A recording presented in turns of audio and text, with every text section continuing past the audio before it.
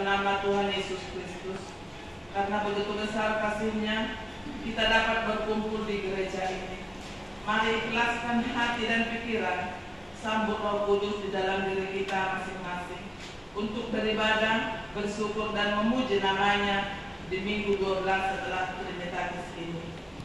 Di dalam nama Tuhan Yesus Kristus, jiwa dan ragaku sudah siap untuk beribadah dan bersukacita. Amin. Di dalam nama Allah Bapa dan di dalam nama Anaknya Tuhan Yesus Kristus dan di dalam nama Roh Kudus Halik langit dan bumi. Amin. Marilah kita sama-sama mengucapkan doa. Ya Tuhan Allah, berkatilah kami dan sinarkanlah wajah-Mu bagi kami yang bersekutu di tempat ini. Amin.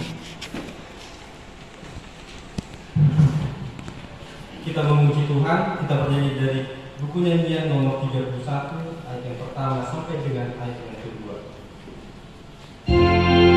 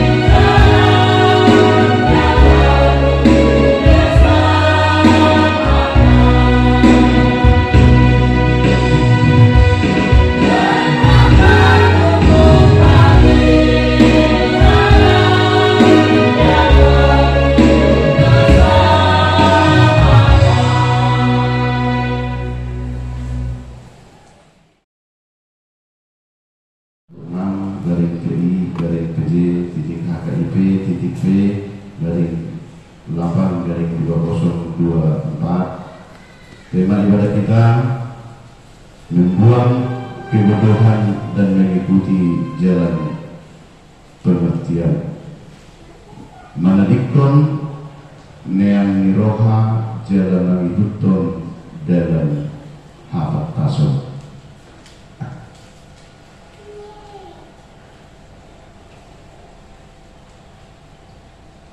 Yang pertama, jadwal ibadah kategorial dan latihan kor, vokal di gereja dan improvisasi dan pertanyaan sudah kita lihat di sana. Pertanyaan sudah berjalan. Jadwal sekolah minggu pukul 9.30 hingga pukul 10.15. Diharap agar kita kembali menepati sesuai dengan jadwal yang sudah kita sepakati. Ina bisa berkoordinasi untuk bagaimana kelanjutan dan tetap pelaksanaan ibadah kategorial oleh persekutuan wanita, begitu juga pemuda-pemudi, supaya dikembangkan dan dihidupkan kembali. Demikian juga dengan PA Persekutuan Amat. Yang kedua, statistik kehadiran jemaat pada minggu yang lewat 11 Agustus 2024 sudah tertera. Yang ketiga, titik atau pengumuman. Yang pertama, ibadah minggu dengan mengucap syukur kepada Tuhan, dihimbau kepada semua agar semakin rajin beribadah di gereja serta mengikuti ibadah kategorial. Ibadah masuk pukul 10.30 WIB dilayani oleh pendeta, vicar pendeta, pimpinan dan unsur pimpinan Majelis Jemaat HKIP Penerangan. Karena kita lihat beberapa minggu terakhir ibadah kita sudah terlalu sering jadi molor, maka kita yang melaksanakan dan kita yang membuatkan suatu komitmen, kembali kita usahakan agar tetap masuk ibadah pukul 10.30. Sarana dan prasarana pelayanan HKIP Penerangan. Pimpinan Majelis Jemaat HKIP Penerangan menyampaikan terima kasih banyak terhadap seluruh jemaat dan simpatisan yang bisa tetap hadir beribadah dan yang dapat berbagi tanda syukur melalui persembahan bulanan dan ucapan syukur atau janji iman kepada Tuhan. Doa kita, Tuhan semakin memberkati kita semua dengan seluruh yang kita kerjakan sesuai dengan kehendak Tuhan. Harapan kita, Tuhan semakin menambah-nambahkan berkatnya kepada kita agar rencana dan yang kita perjuangkan supaya bisa terrealisasi untuk waktu-waktu yang akan datang. Tempat ibadah kita masih tetap beribadah di tempat ini, menunggu proses pendirian rumah ibadah di tanah yang sudah kita ketahui bersama untuk tempat berdirinya gereja kita HKIP Penerangan. Kami sangat mengharapkan seluruh kita berdoa dan berusaha bagaimana cara Tuhan membantu kita, bagaimana kuasa Tuhan untuk menolong kita agar secepatnya bisa kita kelirkan pembayaran tanah yang sudah diratakan. Kalau sudah ada solusi dan kita saling bekerja sama, maka kita juga sudah akan merencanakan hal-hal yang indah di hadapan Tuhan dengan kebersamaan dan kedamaian kita seluruh jemaat dan simpatisan HKIP Penerangan Jambi. Kami mohon dengan setulus hati seluruhnya kita memberi pemikiran dan cara agar bisa kita semakin cepat merealisasikan sesuai dengan yang kita sudah sepakati. 4. Evangelisasi atau ibadah keluarga. Rabu 21 Agustus 2024 kita akan melaksanakan ibadah di rumah keluarga Jesianibar Inang Guru Nadaban, sekaligus dua bersama kita di rumah mereka Manang Mangapuli, karena orang tua Inang Guru Nadaban meninggal dunia pada tanggal 2 Agustus 2024 di kampung. Alamat di perumahan Arburi 2 Blok S, masuk pukul 19.00 WIB. Jadi karena keluarga tidak hadir dan kita sudah berkoordinasi di hari-hari yang lewat, mereka menginginkan dan untuk dua kita di rumah mereka dan sekaligus melaksanakan pertanyaan. Yang keenam, ibadah Minggu 25 Agustus 2024 kita akan melaksanakan ibadah menggunakan bahasa Batak Toba. Renungan Alkitab untuk 1 minggu ke depan sudah tersedia mainan. Harapan kita meluangkan waktu membaca firman Tuhan, apa membuka Alkitab ataupun membuka dari kapten kita masing-masing, supaya kita semakin dimampukan Tuhan menjalani hari-hari yang Tuhan berikan kepada kita. Laporan keuangan mingguan tertulis di Mazmur 65 ayat 2. Bagimulah puji-pujian di Sion ya Allah, dan kepadamulah orang membayar najat.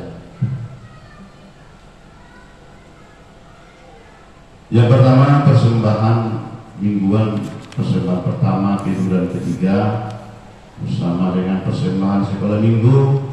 Begitu juga persembahan pertanyaan sudah ada tertera di situ amanginan dengan mudah-mudahan ucapan syukur. Kita terima ucapan syukur dari keluarga Amang Asirait Guru Penjahitan, mengucap syukur kepada Tuhan karena Inang Guru Penjahitan dan berulang tahun ke 41 tahun. Semoga panjang umur, sehat selalu, semakin bertambah sukacita dan seluruh pekerjaan keluarga diberkati oleh Tuhan. Yang berikut tadi diserahkan Amang Pikar dari keluarga Inang T. Urusi Durian, Amang Nyonya Sinaga, Manang dua di Amang Pikar, Nau Medua Siang Pasahiton, mengucap syukur kepada Tuhan, kuasa Tuhan tetap hadir di keluarga Amang Pikar. Terpujilah Tuhan, kita terima 200.000 hari ini dan akan dibutuhkan hari Minggu yang akan datang. Uang keluar sudah tertera, ada secara ketik 1 sebagian, total saldo 6.101.300. Ada beberapa kata ibadah yang tertulis 6.001.300 yang sebenarnya 6.101.300. Kas pembangunan juga sudah kita lihat di situ Aminan. Amsal 9 ayat 10 mengatakan, permulaan hikmat adalah takut akan Tuhan, dan mengenal Yang Maha Kudus adalah pengertian. Akhirnya kami atas nama Majelis Jemaat HKIP Penerangan menyampaikan merdeka. Nah, masih ada yang ngantuk karena kita juga sudah merdeka di negara ini, dan ada yang berulang tahun kemarin yang memotong kuliahnya mungkin di bagian kita semua. Sambutlah kemerdekaan kita, merdeka dari dosa dan kesusahan. Merdeka! Kami menyampaikan dengan seterusnya, selamat mengikuti ibadah dan memanfaatkannya, serta selamat ulang tahun bagi yang merayakan ulang tahun seminggu yang lewat. Doa dan harapan kita, Tuhan Yesus memberkati kita semua. Shalom, kita berdoa.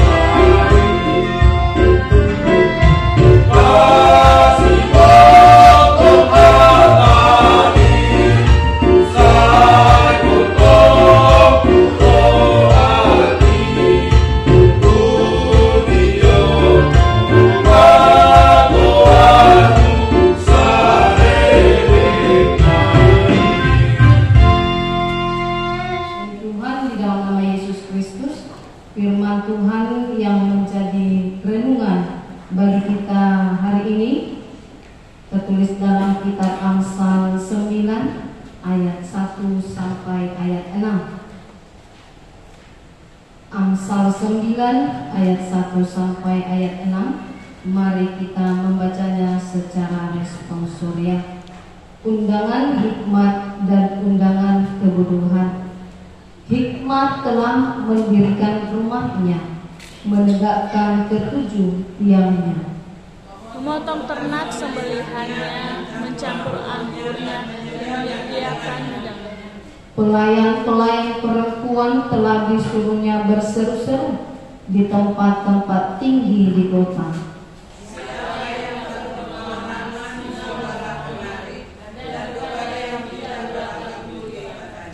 Marilah, makanlah rotiku dan minumlah anggur yang telah kucampur.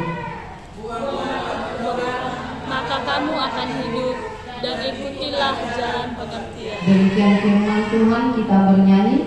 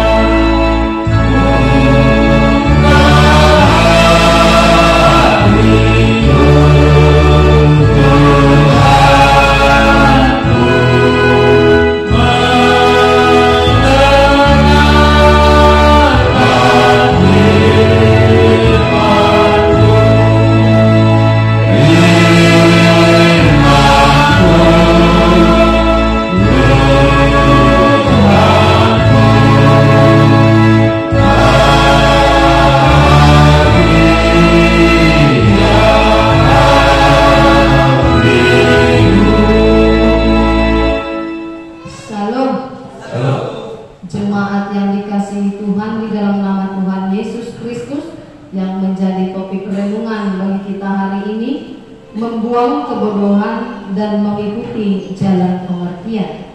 Manarikon yang niroha jalan mengikutkan dalam hapatason. Dalam istilah orang Indonesia ada berkata demikian, hidup ini pilihan. Hidup ini pilihan. Benar.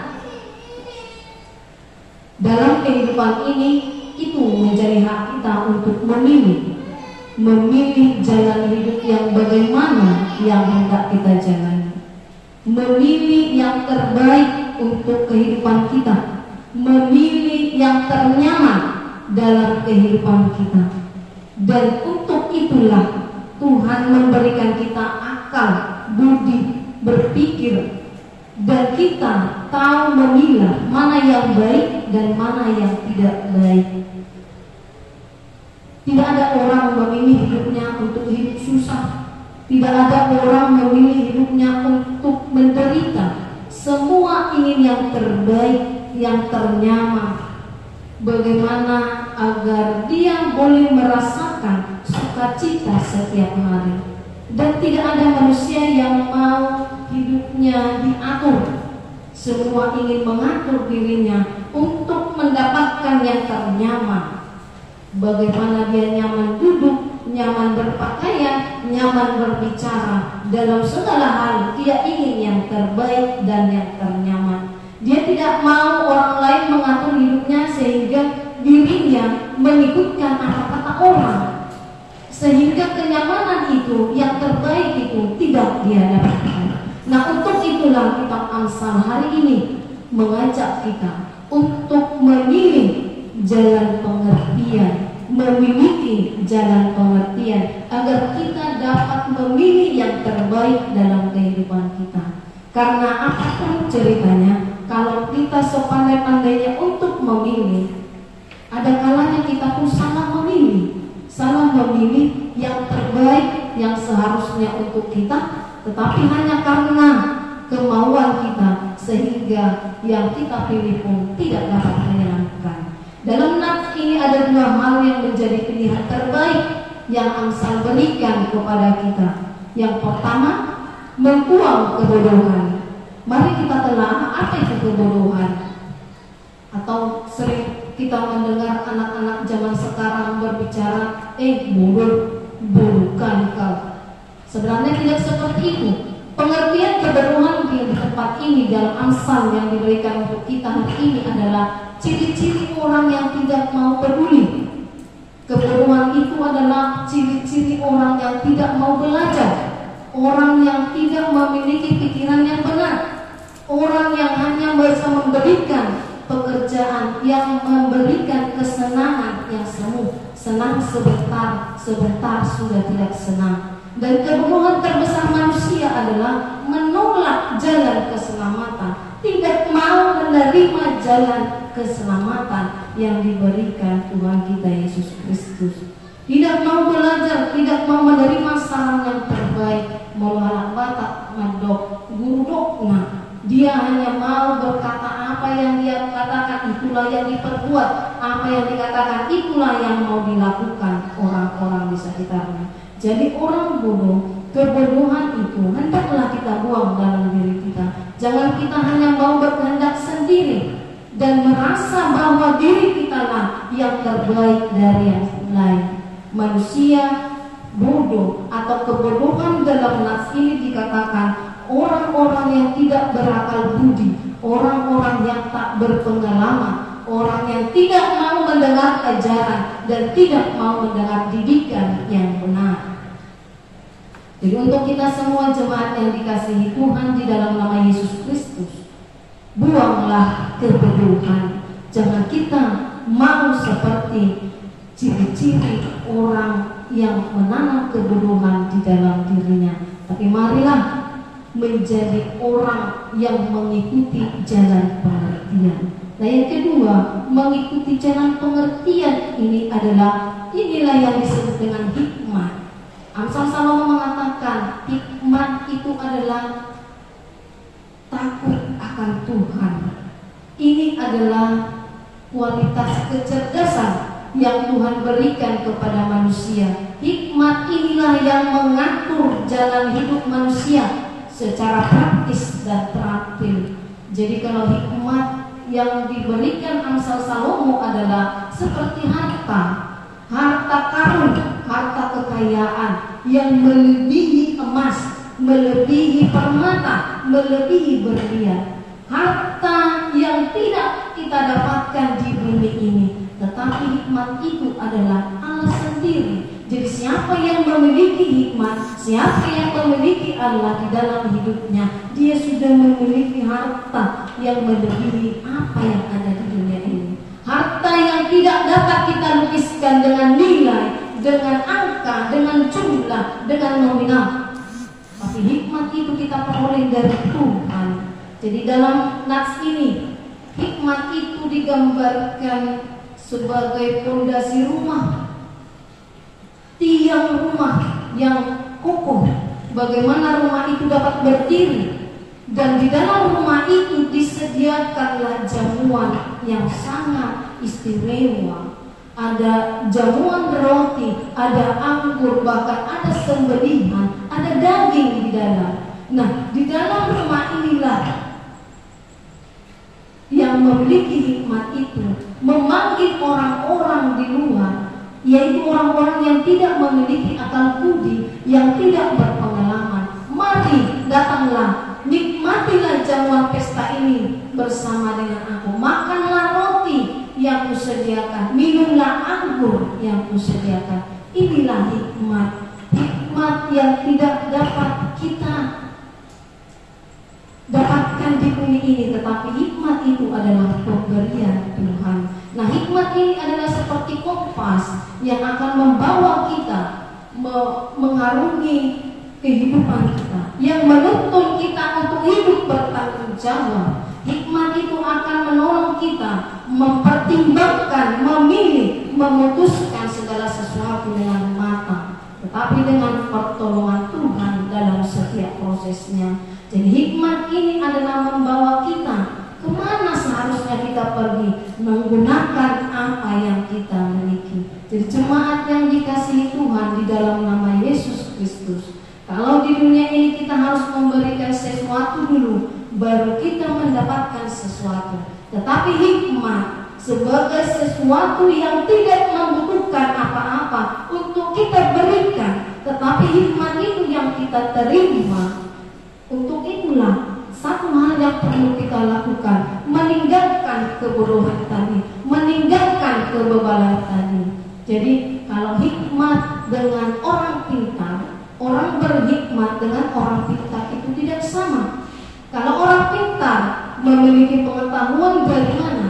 Dari membaca buku, dari belajar, dari sekolah. Tetapi hikmat itu hanya pemberian Tuhan semata yang tidak dapat diberikan oleh apapun selain daripada Tuhan. Hikmat ini adalah harta yang berharga. Apabila kita memilikinya, tidak akan ada satu orang pun yang dapat mengambil itu dari dalam kehidupan kita. Hikmat ini kita bawa kemana saja. Dialah yang akan menolong kita, yang akan memberi pengertian bagi kita dalam menjalani seluruh aspek kehidupan kita. Makanya molo dihita anak batak, molo paborhatun anak kunna tu pangarap Tuhan.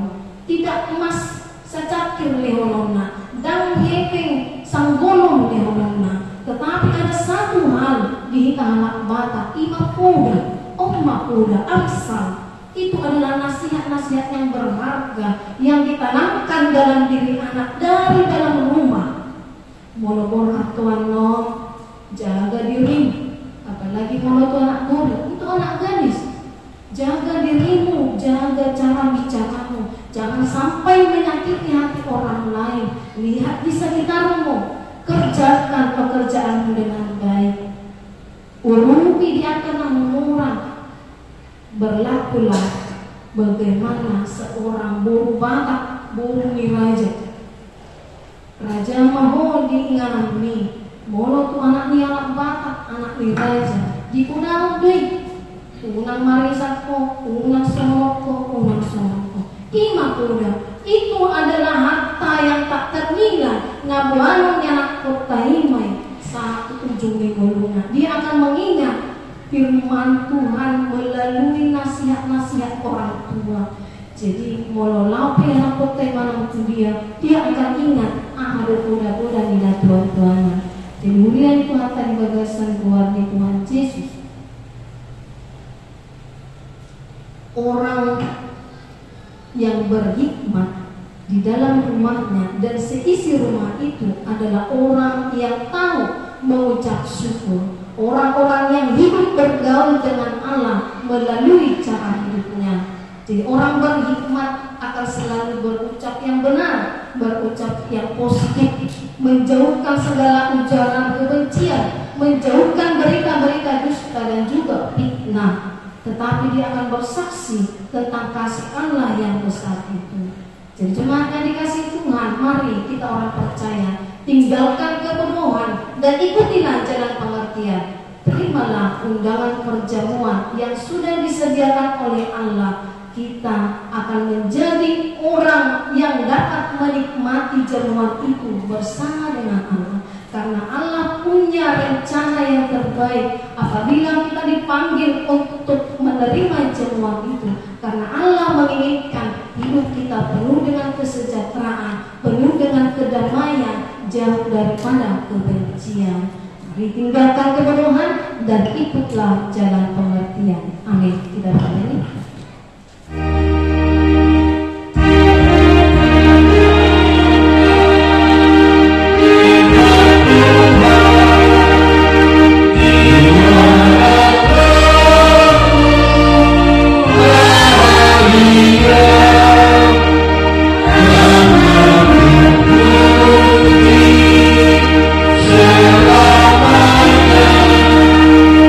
Karena firman-Mu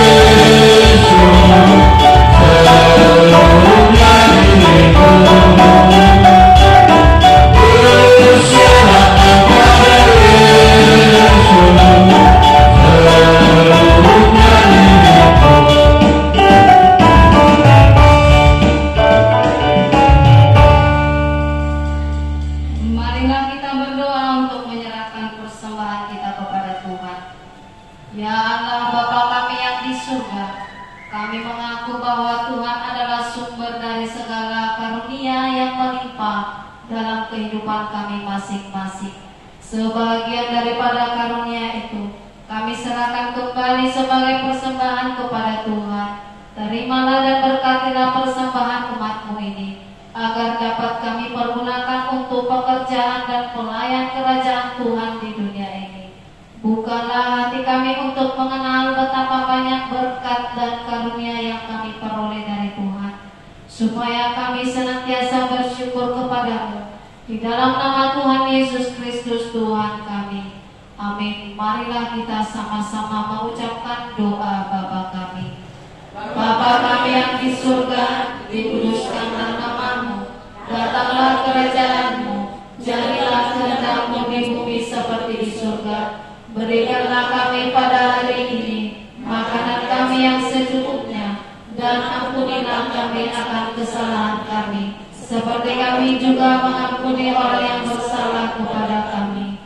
Dan janganlah membawa kami ke dalam pencobaan, tetapi lepaskanlah kami daripada yang jahat, karena Engkau yang punya kerajaan dan kuasa dan kemuliaan sampai selama-lamanya. Amin. Pulanglah dengan sejahtera dan terimalah berkat Tuhan. Tuhan memberkati engkau dan melindungi engkau. Tuhan menyinari engkau dengan wajahnya dan memberi engkau kasih karunia. Tuhan menghadapkan wajahnya kepadamu dan memberi engkau damai sejahtera. Amin.